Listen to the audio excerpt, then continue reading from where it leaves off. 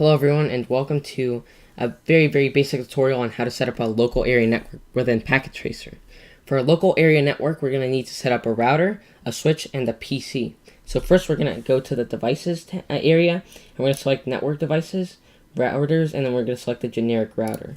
And the reason we select this specific router is because all of these routers are different. So if I pull up, for example, the 1941 router, we look at them comparatively, we'll see that these are very different in the modules that they can actually accommodate in the actual physical view. They're very different, so you want to use the generic router because it's more accessible and you have all the actual tools that you need to create a basic LAN with that router.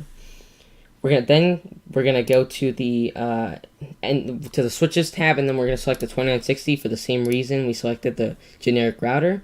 And finally, we're gonna go to the end devices tab, and we're gonna select the basic PC. So these are essentially, this is the trifecta that you need to actually set up a very basic local area network. So now all we have to do is set up connections between these devices. So these are your connection types. Console allows you to remote into a device like a router or a switch and then actually configure it from a PC.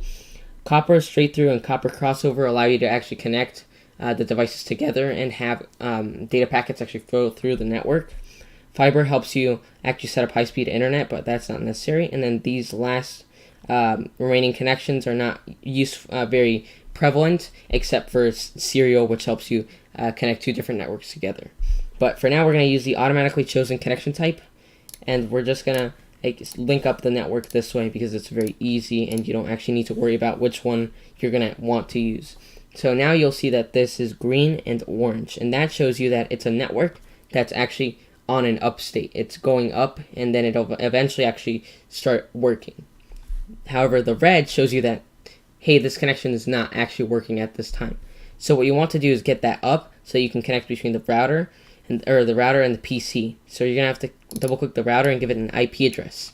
An IP address is very useful in networking because it essentially works the same way as a street address for a house. It helps you differentiate which houses are which. So for example, if you have your house address, right, it helps you differentiate between your neighbor's house so that information can flow more smoothly within the network.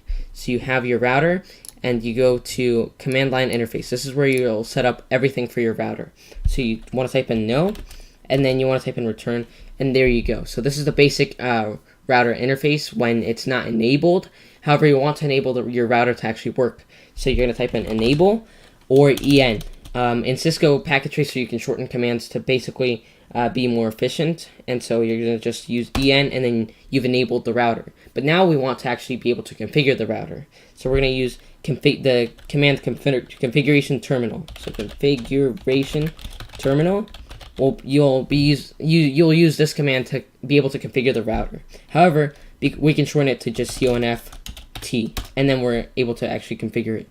But now what we want to do is actually make it so that this interface, this line, is up, so that the router can work on this interface. So you want to actually access the interface by typing in interface, and then fast Ethernet 00. But make sure you check which connection is which. So for example, if here it's fast Ethernet 00, but in other cases it might be 02. So you want to make sure that you're going into the right interface and configuring the right one. However, we can shorten this to int fa00, and it works just as well. So now what we have to do is actually add an IP address. So we type in IP address or IP add, and then the IP address. Typically, the most common one is a class C 192.168.0.1 IP address for a router, so we're going to type that in. But IP addresses, there are different classes of IP addresses. And so whenever you actually set up other networks, you'll be able to deal with 1.27.0.0.1 or 10.0.0.1, and so on and so forth.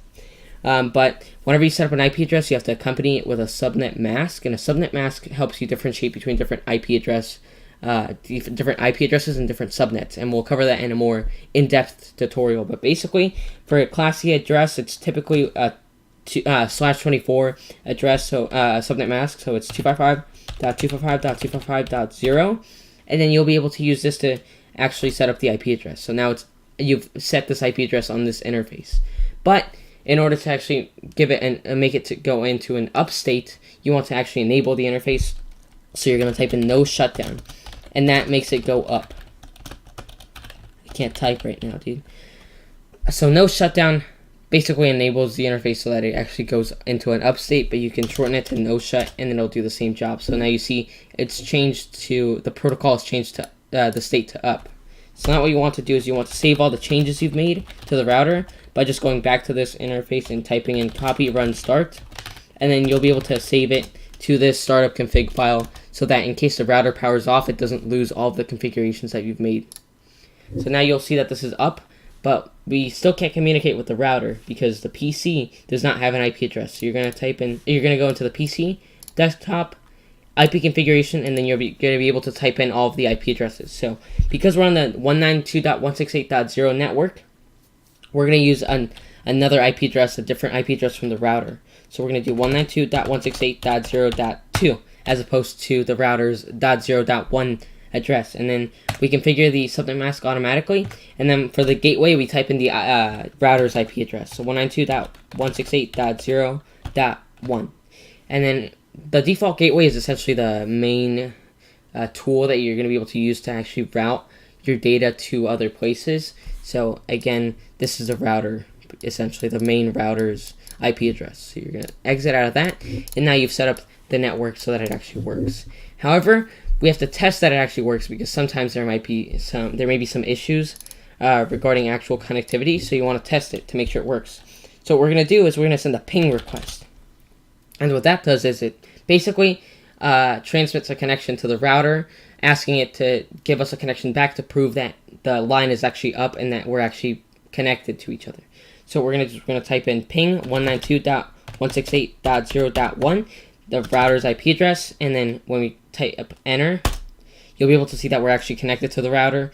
We sent 4 ping packets, and then we received 4 ping packets, meaning that the router is receiving the information that we're giving it. And so then we've set up our local area network.